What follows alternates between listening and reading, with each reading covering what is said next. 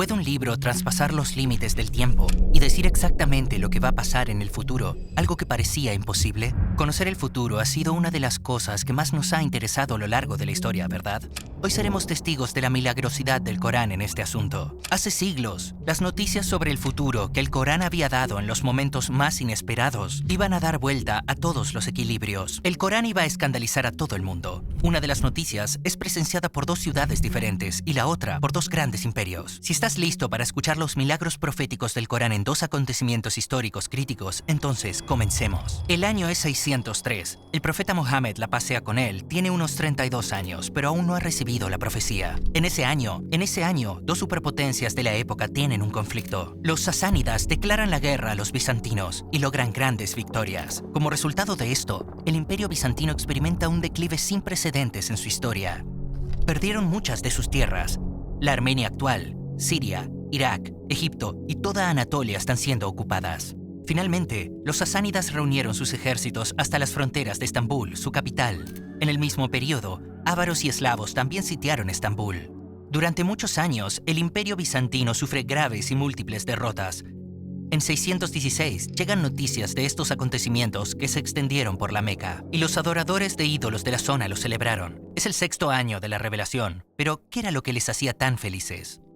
Como los bizantinos eran cristianos, que es una religión abrámica, esto les hacía parecer más cercanos a musulmanes en términos de fe. Por otro lado, los sasánidas eran zoroastrianos, que era una creencia más cercana a los adoradores de ídolos de la Meca. Por la similitud con los sasánidas, esos sintieron una conexión con ellos y querían humillar a nuestro profeta sallallahu alaihi wasallam. Dicen que, al igual que los sasánidas derrotaron al pueblo del libro, nosotros os derrotaremos a vosotros también. En otras palabras, están contentos con lo que está pasando. Se están riendo, intentan burlarse, pero son completamente inconscientes de lo que están a punto de oír. Por fin, los 5 primeros versículos de la Sura Ar-Rum traen noticias que convierten su risa en conmoción. Auzubillah, Bismillah, Elif Lam Mim. Los romanos han sido vencidos en la tierra más próxima, pero ellos, a pesar de su derrota, vencerán dentro de algunos años. El mandato pertenece a Alá antes y después. Ese día, se alegrarán los creyentes por el auxilio de Alá. Él auxilia a quien quiere, y Él es el conocedor, el compasivo. Imagina vivir en esa época. Verás, los sasánidas derrotan continuamente a los bizantinos durante más de 10 años. Conquistaron Armenia, Siria, Irak, Egipto y toda Anatolia. Mientras el imperio bizantino sufría pérdidas catastróficas y sin precedentes, sería imposible pensar que salieran victoriosos en tan poco tiempo, ¿verdad? Pero la Haya lo dice muy claramente. Los sasánidas están ganando, pero en cierto tiempo, los bizantinos, también conocidos como los romanos, saldrán victoriosos. Hay una atmósfera muy extraña. Todo el mundo se pregunta cómo podría ocurrir esto. Mientras se suceden esos acontecimientos, Heraclio, el gobernador de África del Imperio Bizantino, toma el trono con un golpe de estado. Y tan pronto como llega al poder, escribe cartas al rey sasánida rogándole que detenga la guerra. Todavía hoy conservamos estas cartas. Sin embargo, como los sasánidas están ganando, no aceptan esta oferta. Cuando este intento fracasa y el emperador Heraclio es rechazado, él intenta huir a África con su oro, pero es capturado. ¿Qué pasará después? ¿Cambiará el curso de los acontecimientos? ¿Recuerdas lo que dijo el Haya? Decía Bid-i Sinin. En árabe, esta frase significa algunos años, que se refiere a un periodo de 3 a 9 años. Después de que el Haya sea revelado, la derrota de los bizantinos continúa. Los mushrikun que escucharon el versículo están muy seguros de que esto no puede suceder nunca. Pero hay algo que no saben. Kun, fayakun. Alá dice, sé y es. Así funciona el sistema en el Islam. No importa cuánto poder tenga cada uno. Por lo tanto, los compañeros del profeta que escucharon este versículo también están muy seguros. Pasaron algunos años sin ningún cambio, pero finalmente, Heraclio comienza la campaña en 622. Su anterior estado de ánimo ha desaparecido por completo, y es como si otra persona hubiera ocupado su lugar. El historiador inglés Edward Gibbon lo describe así. Tal cambio de carácter no es algo que tenga muchos ejemplos en la historia. ¿Hizo Alá una promesa? Sí, la hizo. Entonces esa promesa seguramente se cumplirá. Esa es la única razón de este cambio. ¿Te das cuenta de algo aquí?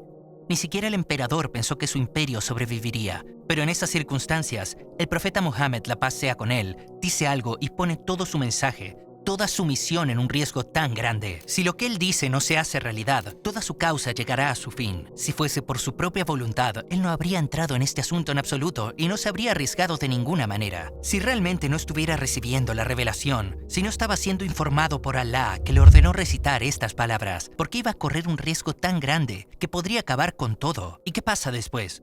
Cuando terminen los preparativos, el ejército bizantino se pone en marcha y comienza a avanzar. Tienen tanto éxito que reclaman sus territorios ocupados y convierten su derrota en victoria.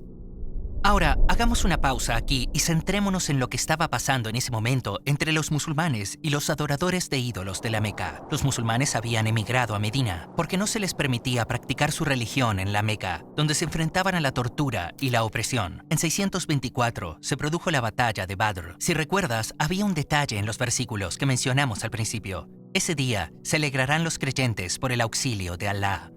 Es decir, cuando los bizantinos ganen, los creyentes también se alegrarán con la ayuda de Alá. Así que debe haber otro acontecimiento aparte de la victoria de los bizantinos. Entonces, ¿cuál podría ser el segundo acontecimiento? Es por supuesto la victoria contra los adoradores de ídolos de la Meca. A pesar de ser menos en cantidad, con proporción de 1 a 3, y de ser débiles en términos de equipamiento, los musulmanes salieron victoriosos en la batalla de Badr. Ahora estamos en el año 624. ¿Cuándo fueron revelados los versículos? En el año 616. Así que estas dos profecías tienen lugar en el período que mencionó el aya.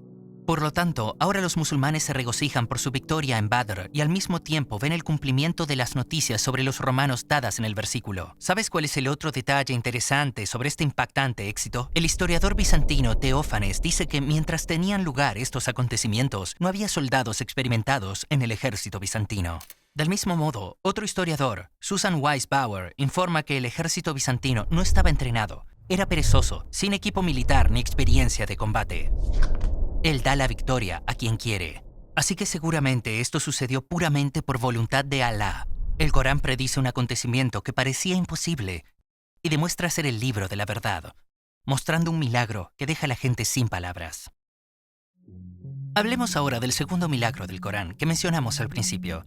Años después del primero, tiene lugar otro milagro profético. Vamos a Medina, al 6º año de la Hijra. Para describir brevemente el contexto, después de la migración a Medina, el profeta Muhammad sallallahu alaihi wasallam y los creyentes atravesaron 3 grandes batallas, Badr, Uhud y Ahzab. Nos encontramos en el 6º año después de la Hijra. Hay una atmósfera tensa en el aire. Una noche, el profeta sallallahu alaihi wasallam tiene un sueño que cambiará el curso del Islam. En el sueño, él está visitando la Kaaba con sus compañeros. ¿Pero por qué es importante este sueño? Porque los sueños de los profetas son aceptados como revelaciones. Este acontecimiento sí o sí va a suceder. El profeta se despierta y cuenta su sueño a sus compañeros, y ellos se ponen muy contentos, porque han estado lejos de la Kaaba durante mucho tiempo, ya que la Meca estaba en manos de los adoradores de ídolos. Esto significa que es muy difícil poder llegar allí con seguridad, pero el sueño ha sido visto, así que ahora deben irse. Comienzan los preparativos, pero para evitar que los de Meca vean esto como un asedio o un ataque, el profeta y los compañeros deciden no llevar armas.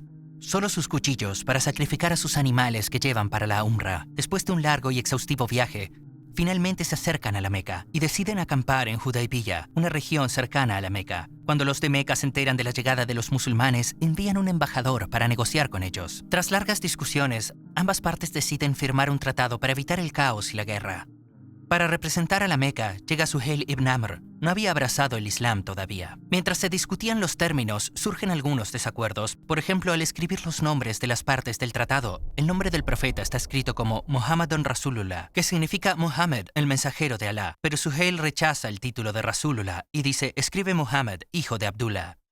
Ali estaba escribiendo el acuerdo y el profeta, la paz sea con él, le dice, bórralo, está bien, escribe como él dice. Y Ali dice, no borraré la frase mensajero de Alá. El profeta dice, entonces muéstrame dónde está escrito y lo borraré. Pero este no es el único problema. Los términos del tratado son completamente en contra de los musulmanes. Por ejemplo, se informa que haréis la Umra el próximo año. Eso significa que habéis venido hasta aquí, pero volveréis sin entrar en la Meca y esperaréis un año entero para ver la Kaaba. Y cuando llegue ese momento, solo se os permitirá permanecer en la ciudad durante 3 días. Aparte de eso, hay otro término que dice que si alguien de la Meca se hace musulmán y huye a Medina, los musulmanes tendrán que devolverlo. Pero si alguien de Medina abandona el Islam y huye a la Meca, los de Meca no lo devolverán. Las condiciones propuestas por los de Meca son totalmente en contra de los musulmanes, pero el profeta sallallahu alaihi wasallam acepta esos términos para evitar un desastre. Imagina cómo se habrían sentido los compañeros. Es una gran decepción, pero en lo que respecta al tratado, parece como si los musulmanes fueron derrotados sin luchar. Hay preguntas como ¿qué pasará ahora? ¿Por qué aceptamos estas condiciones?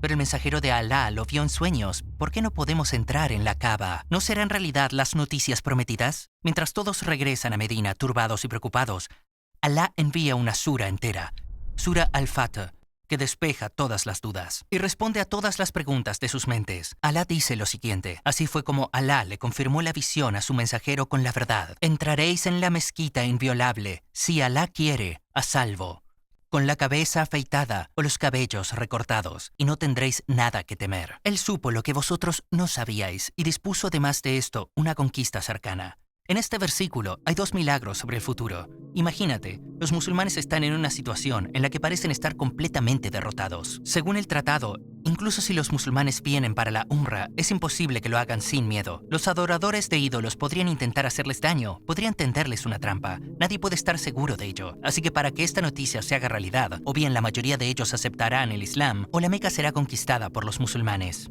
No mucho más tarde, en solo 2 años, ambas cosas suceden y se conquista la Meca sin ninguna guerra. Toman la ciudad, en la que antes ni siquiera podían entrar. En otras palabras, tal como dice el aya, el sueño del profeta se cumple y los musulmanes realizan su umra sin ningún temor. Entonces, ¿cuál es la segunda noticia sobre el futuro en este aya? Recuerda lo que dice el aya al final. Él supo lo que vosotros no sabíais. Por eso te concedió primero el triunfo que tenías a mano. En otras palabras, se trata de una victoria más cercana en el tiempo, al regreso de Hudaybiyah, una victoria antes de la conquista de la Meca. ¿Qué podría ser? Es el propio tratado de Hudaybiyah.